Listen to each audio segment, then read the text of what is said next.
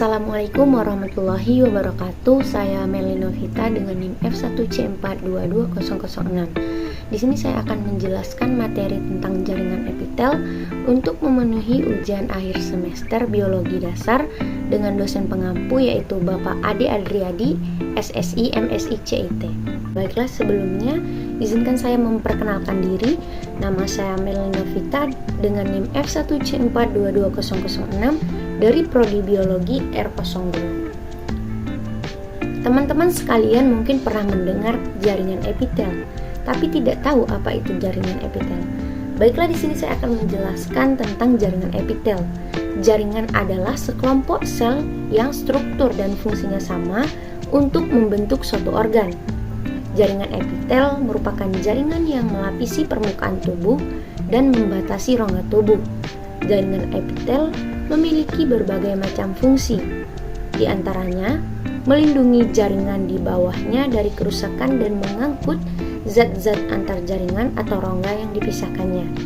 Selain itu, jaringan epitel pada saluran pencernaan mengeluarkan berbagai macam enzim. Jenis-jenis jaringan epitel ada 8. Yang pertama adalah epitel pipih selapis, epitel pipih berlapis, epitel kubus selapis, epitel kubus berlapis, epitel silindris selapis, epitel silindris berlapis, epitel silindris bersilia, dan yang terakhir adalah epitel transisional. Kita masuk ke penjelasan yang pertama, yaitu epitel pipih selapis. Jaringan epitel pipih selapis disusun oleh selapis sel yang berbentuk pipih. Sel-sel pada jaringan epitel pipih selapis tersusun sangat rapat. Epitel pipih selapis terdapat pada jaringan epitelium pembuluh limfe atau getah bening, pembuluh darah kapiler, selaput pembungkus jantung, paru-paru, ginjal, dan selaput perut. Jaringan ini berfungsi dalam proses difusi, osmosis, filtrasi, dan sekresi. Selanjutnya adalah epitel pipih berlapis. Epitel pipih berlapis tersusun atas berlapis-lapis sel pipih.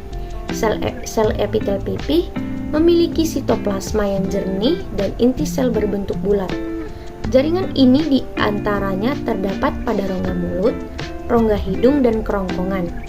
Lapisan sel-sel yang paling dalam biasanya berbentuk kubus. Semakin menuju ke permukaan, bentuknya semakin pipih.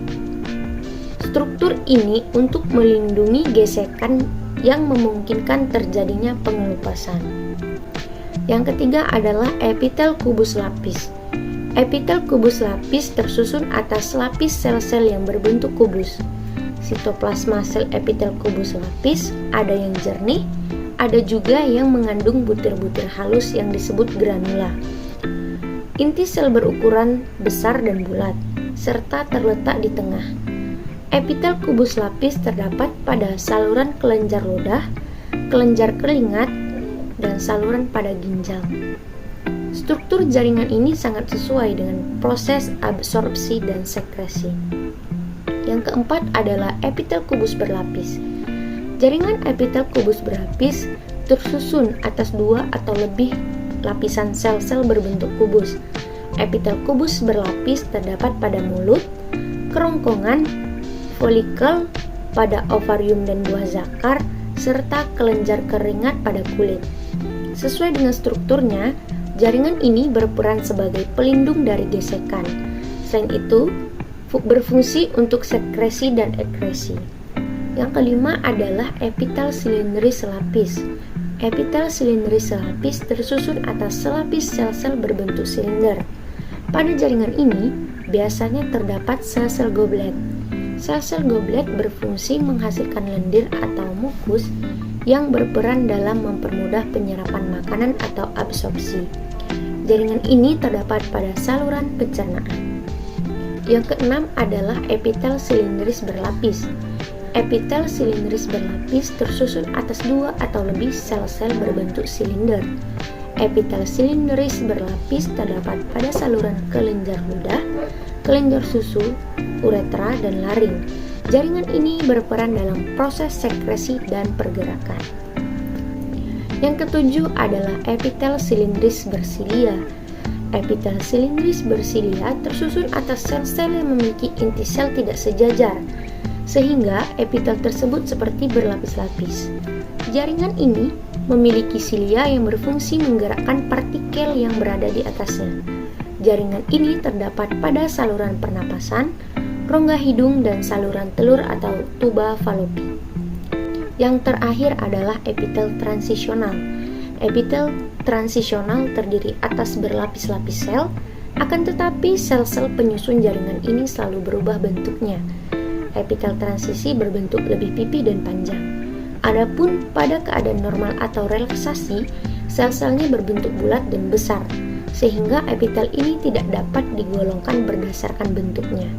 Jaringan ini banyak terdapat di kandung kemih, saluran ureter, dan ginjal.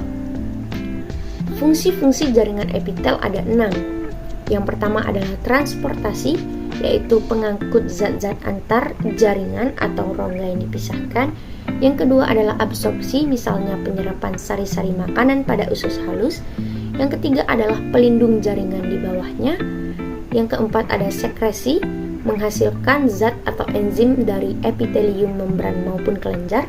Yang kelima adalah ekskresi, membuang sisa-sisa metabolisme air, karbon dioksida, dan garam-garam tertentu. Dan yang terakhir, yang keenam, yaitu eksteroreseptor, yaitu menerima rangsangan dari lingkungan. Sekian penjelasan saya tentang materi jaringan epitel. Semoga teman-teman memahami apa yang saya sampaikan. Demikian, wassalamualaikum warahmatullahi wabarakatuh.